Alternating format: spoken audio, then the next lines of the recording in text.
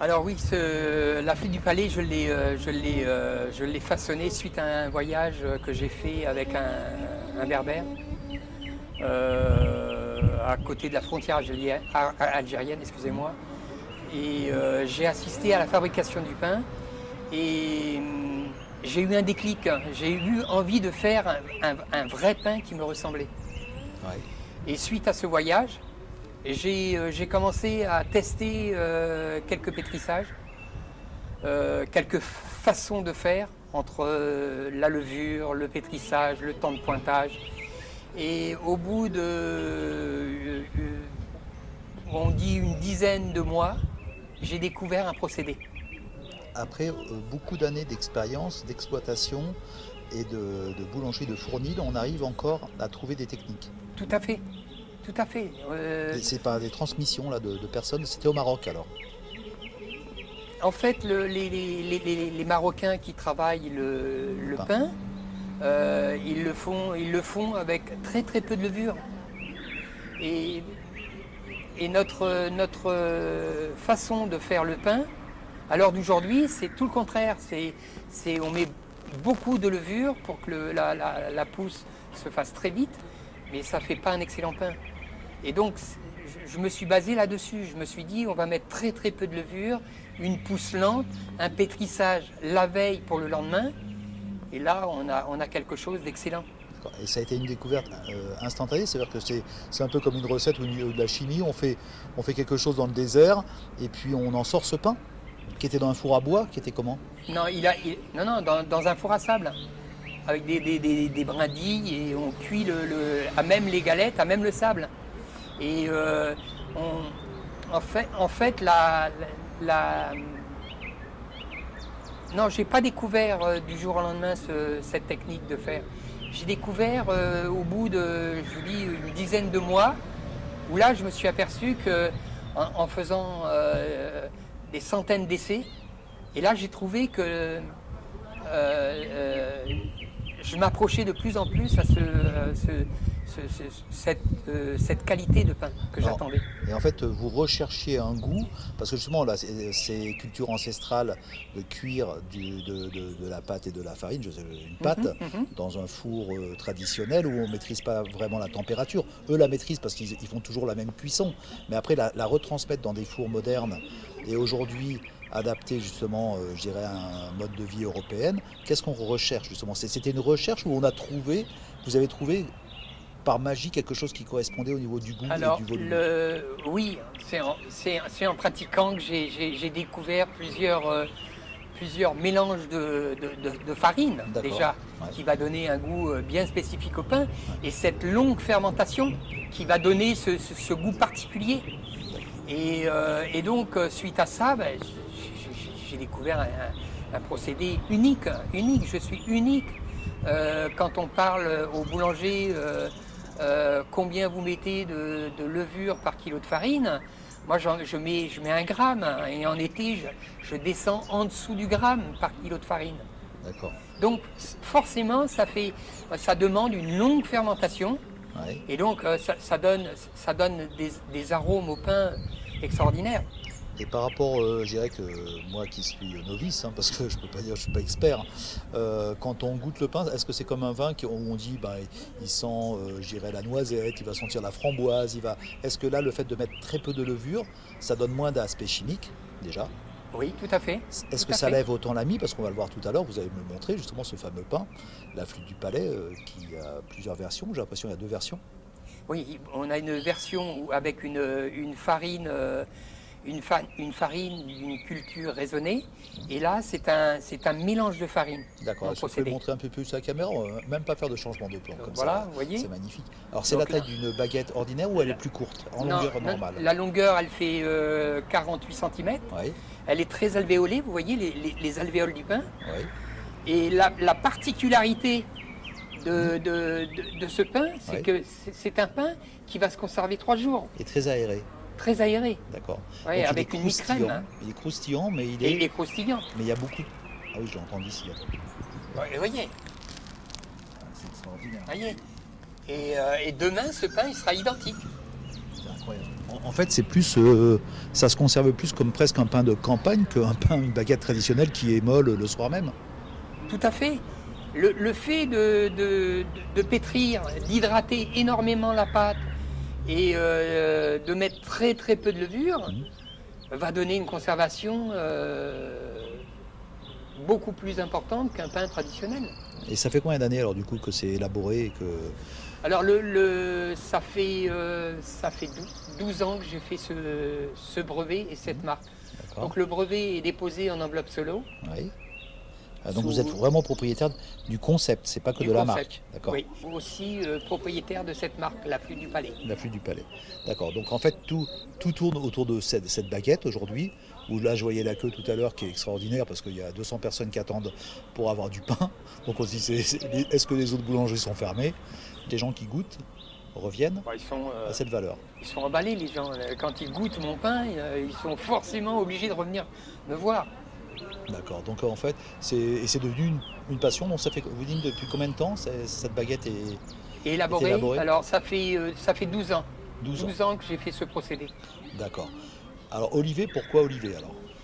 Comme j'avais vendu mon entreprise sur Quincy sous Sénart, j'ai un petit peu postulé autour de Chartres, puisque je suis natif de Chartres. Et j'ai vu qu'à Orléans, c'était une ville qui bougeait assez bien. Et je me suis dit, pourquoi pas Olivet? Oui, mais c'est une belle histoire parce que là, en fait, moi tout à l'heure, j'ai discuté un peu avec les gens devant la file d'attente. Et je leur posais la question, à savoir pourquoi est-ce que justement ils venaient aussi nombreux ici par rapport à d'autres boulangeries. Je vois que vous êtes très entourés, il y a beaucoup de boulangers. Et les gens disent effectivement, ils recherchent un peu aujourd'hui comme un bon vin, ils recherchent justement un bon pain. Parce que la pâtisserie que vous élaborez aussi, et la viennoiserie, parce que la viennoiserie, j'ai pris mon petit déjeuner ici, et des croissants. Alors on dit toujours, on rigole parce que maintenant c'est beaucoup de croissants qui ont le même goût que j'adore, hein. Plein de beurre, c'est une vraie très gras. viennoiserie. Ah ouais, non, ouais, on est pratiquement les derniers dinosaures qui fabriquons notre viennoiserie. Bah oui, parce qu'on mange toujours les mêmes pains au chocolat. Bon, je vous dis, moi je les aime, ils sont gras. Donc j'adore ce qui est gras, mais là c'est pas gras. En fait c'est aéré.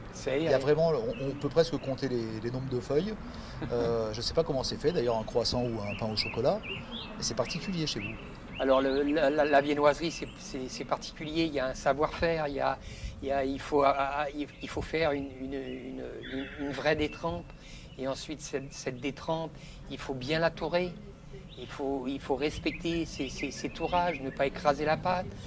Et ensuite il y a le fait de façonner le croissant qui est important et ça il faut des années et il faut des années d'expérience pour le faire. D'accord. Et c'est pareil, c'est quand même des nouvelles recettes ou ça c'est quand même des recettes quand même qu'on Non, apprend à c'est des l'école, recettes qu'on oublie. qui sont standardisées et puis après on apporte notre touche personnelle. Peut-être un tout petit peu plus de sucre, un petit peu moins de sel, un petit peu plus de beurre. C'est des réglages. C'est des réglages que chaque professionnel met au point. C'est ce que vous me disiez, donc en fait, et puis aujourd'hui, alors former des jeunes à ce métier, sans avoir eu, vous m'avez dit à un moment, vous avez eu la tentation de vouloir faire un peu de franchise, justement avec une marque comme celle-ci, avec un pain comme celui-ci, de faire des franchises, c'est quoi? C'est donner un peu à tout le monde une façon de faire, et former un jeune aujourd'hui par rapport à ça, c'est combien de temps? Apprendre à faire du bon pain, apprendre à faire de la bonne pâtisserie, non pas pâtisserie, on va rester au bord de la pâtisserie, oui. La viennoiserie. Il faut une dizaine d'années. 10 années pour être formé? Oui. Pour vraiment tenir la route sur le pétrissage, le façonnage, le tourrage, le roulage des croissants, c'est important. La cuisson, maîtriser la cuisson. Ça, c'est des phases qui s'enchaînent comme un Lego. Voilà, c'est ce que vous me disiez, c'est difficile de faire aujourd'hui une franchise parce que le problème qu'il y a, c'est l'être humain. Si vous faites une usine et vous fabriquez pour 10, 20 enseignes, même si c'est votre enseigne, c'est de l'industriel, on revient à l'industrie. On revient à l'industriel. Alors que vous préférez rester artisan. Il faut mieux rester artisan, c'est notre métier, c'est notre savoir-faire, c'est la continuité de notre savoir. Donc il va sortir que des artisans de la flûte du Palais, oui. Et parce que j'ai beaucoup de rigueur dans la formation. Ouais. Et ce que j'attends de mes salariés, c'est vraiment le maximum de ce qu'ils peuvent retenir et apprendre. Alors vous parliez de passion parce que justement vous disiez que des gens qui étaient des apprentis aujourd'hui, ce sont souvent les plus passionnés plutôt que quelqu'un qui est là depuis de longues dates, qui veut plus progresser. Et Oui. là vous m'avez dit tout à l'heure, l'équipe que vous avez aujourd'hui, elle est extraordinaire et Oui. que vous avez beaucoup de reconnaissance envers ces personnes-là. Donc, Ah oui, oui, j'adore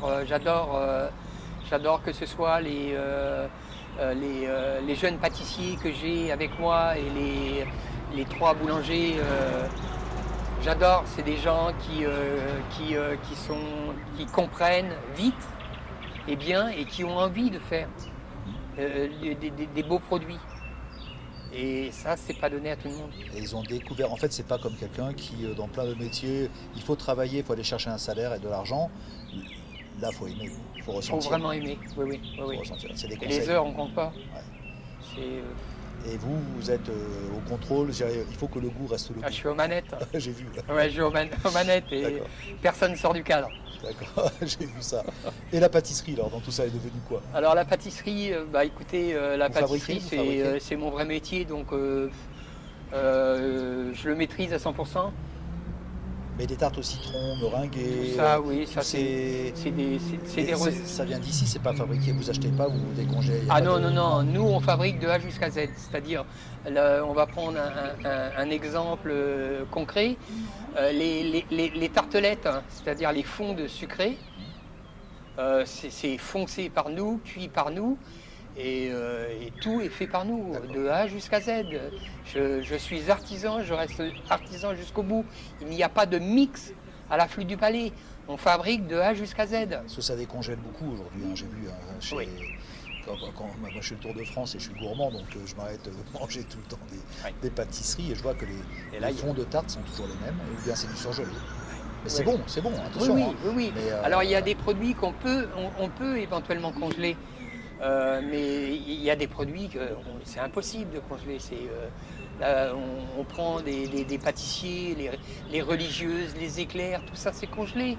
C'est la crème pâtissière, c'est pas une vraie crème pâtissière, c'est de la poudre qui passe au froid et qui décongèle. C'est pas ça la pâtisserie. Alors on va découvrir un petit peu demain, vous m'avez dit on ne va pas donner tous les secrets, donc vous n'avez pas donné toutes les recettes, mais vous avez envie pourtant, vous m'avez dit, de peut-être élaborer des recettes et montrer aux gens un peu ce que vous faites comme type de pâtisserie, apporter peut-être un côté, je dirais, professionnel et artisan à des gens qui sont, je dirais, aujourd'hui tout le monde cuisine à la maison, depuis surtout les événements qu'il y a eu récemment, je dirais, les gens restent beaucoup chez eux, et vous avez envie de faire donner un petit peu les clés de recettes aujourd'hui? Pourquoi pas montrer comment on fait simplement des macarons, Ah ouais, ça c'est à la mode en plus. un appareil citron, pourquoi pas. Ouais. Si les gens sont aptes et puis ont envie de découvrir, je suis là en tant que professionnel, je peux aisément leur montrer comment faire. Bah, c'est super. Bah, écoutez, moi je pense qu'il faudra le mettre en ligne. La meilleure façon de communiquer aujourd'hui, c'est effectivement entre Facebook, entre votre site internet qui s'appelle comment d'ailleurs? C'est laflûtedupalais.fr. Oui. Laflûtedupalais.fr. Donc ça c'est bien à retenir. Vous allez mettre vos vidéos dessus. Vous allez donner des petites recettes sur Facebook. Donc la ménagère et le ménager, parce qu'il y a beaucoup d'hommes qui cuisinent aujourd'hui. Qui cuisinent, En fait oui, d'ailleurs oui. même dans les comment ça s'appelle là, pas vos cuisines, vos Le laboratoire. laboratoires, Oui. on voit pratiquement. Oui, que j'ai des eu hommes. deux jeunes filles qui étaient pâtissières, dont une qui était très très très très forte, qui est pas restée chez moi parce que bon, il y a un turnover dans les oui. salariés. Donc on va voir un petit peu autre part, et Aujourd'hui. puis c'est comme ça qu'on apprend. C'est 50-50 aujourd'hui, les hommes et les femmes pâtissent et ont Ouais, envie. ouais. Mais ça reste ceci dit quand même un métier difficile. Ouais, c'est difficile, c'est des horaires et c'est compliqué. Des C'est horaires, difficile ouais. de conjuguer une vie Les de horaires, famille et de la des nuit. enfants. La nuit et jour férié, jour de fête. Ouais. Donc il y a quand même un sacrifice à faire. Ouais, Quand on veut vraiment approfondir ce métier, c'est vraiment une vocation. Sans cette vocation et sans l'amour du métier, non, mais souvent, on est voué à l'échec. c'est ce que me disait une de vos vendeuses, si on peut appeler une vendeuse, effectivement, elle disait qu'effectivement, pour elle, c'était des horaires plus commerciaux, c'est plus facile d'élever des enfants. Et aujourd'hui, conjuguer effectivement les horaires de Fournil et les horaires pour élever les enfants, c'est souvent ce qui fait lâcher un peu l'affaire, quoi. Oui, oui, oui, Ouais. oui, oui, oui. Sinon, elles cuisinent bien, les femmes. Oui, j'adore. Elles savent faire beaucoup de choses, peut-être mieux que les hommes. Voilà, elles ont de la rigueur, attention, hein, Oui, c'est super. la Hein. rigueur, oui. Bon, et l'avenir, d'après vous, vous avez envie quand même ça vous chatouille d'en faire un autre, peut-être Peut-être, pourquoi pas, mais bon, Magasin. après, il va falloir peut-être que je pense à vivre un peu. Ah ouais, il faut prendre du temps pour soi. Pourquoi pas, mais j'adore. Alors la passion de transmettre, justement, on va dériver un petit peu du sujet, mais je sais que vous êtes vidéaste et photographe plus qu'amateur, parce que vous en avez pas fait votre métier du tout, mais vous avez été passionné, vous passez des heures, c'est votre seconde passion. Et ça aussi, vous allez donc pouvoir filmer et nous montrer par Oui, vous-même, oui, oui, oui, il n'y a, non y a seulement pas les deux côtés. y a pas de souci. Je me passionne, comme tout ce que je fais, je me passionne vraiment à 200% dans ce que je fais. Et j'aime arriver à un résultat professionnel. C'est un regard, justement, le fait de se retrouver de l'autre côté de la caméra pour montrer et exposer aux gens des choses, hein, des valeurs. C'est un peu, c'est pareil, c'est de l'art pour vous, la photo, la vidéo. C'est pareil, c'est un vrai métier, ça demande beaucoup de rigueur, beaucoup d'expérience. Et ça rejoint un petit peu mon métier. C'est toujours... vous savez, j'ai rencontré un réalisateur qui faisait le Tour de France et c'est extraordinaire.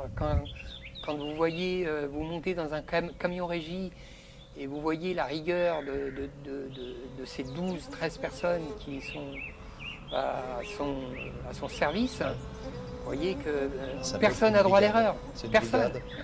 C'est de l'art. Et nous, notre métier, c'est pareil. Vous n'avez pas droit à l'erreur. Vous ne pouvez pas dire aujourd'hui au boulanger, aujourd'hui je vais mettre 20 grammes de sel et demain je vais en mettre 30 grammes. Ouais. Donc voilà, la rigueur, elle est là. Il faut vraiment être rigoureux et puis vraiment Donc ça se rejoint. C'est toujours de l'art. Vous êtes toujours passionné toujours passionné. par l'art et la transmission. Et la apprendre aux transmission, c'est mon but quand même quand on vieillit. Mon but c'est de transmettre, c'est de faire des gens qui travaillent avec moi, des pros, et qui puissent prendre le relais. autres. Je vois là sur votre site, vous avez fait des photos justement de toute l'équipe, dont vous considérez les gens. Donc vos beaux portraits, justement, le regard que vous portez sur les gens avec l'art de la photo et de la vidéo, vous allez le transmettre et de pouvoir le montrer aux gens. Donc votre site internet, il a été aussi dédié à votre équipe qui ont envie. Parce qu'il y a beaucoup de gens qui cachent les équipes. Ils veulent être tout seuls, maître du monde. Ah non, moi je suis fier des gens avec qui je travaille. Ouais. Dès l'instant que c'est des professionnels, c'est que du bonheur. Ouais. C'est que du bonheur. Quand vous travaillez avec des gens qui ils vous sortent, regardez. Ça, c'est la coupe d'un apprenti. Ouais. Regardez, Alors ça, c'est pour quoi? C'est moi, aussi la c'est- flûte du palais, ça aussi non, c'est pas la flûte du palais, c'est la baguette de campagne. Baguette. Et vous voyez le façonnage, comment il est beau, le lamage du pain. Et ça, c'est fait par un apprenti. Quand vous voyez qu'un apprenti est capable de faire ça, on voit dans l'avenir Ouais. la qualité du travail qu'il sortira. Non, c'est de l'art, c'est magnifique. C'est de là. Bah écoutez, on va vous suivre en plus, on va faire quelques images demain matin, j'arrive au Fournil, en train de voir travailler votre équipe, et puis voir cette générosité qui est transmise, le bonheur de manger qui est transmis, et puis on va faire des images, et puis on va en parler. Si vous deviez dire le mot de la fin, peut-être conseiller à un jeune aujourd'hui, ça a cette envie de faire du pain ou de la pâtisserie, vous leur diriez quoi aux jeunes? La première chose, c'est l'amour du métier. L'amour du métier. Il faut vraiment aimer ce métier, autrement il ne faut pas le faire. Comme la restauration, c'est plus dur, C'est pareil, c'est pareil. c'est pareil, c'est une vocation qu'il faut avoir, mais si vous faites ça pour chercher un métier, vous êtes voué à l'échec. C'est un métier pourtant. Merci Jean-Claude. Je Merci rappelle, Pierre-Jean. Jean-Claude Dupont à Olivet. Merci bien.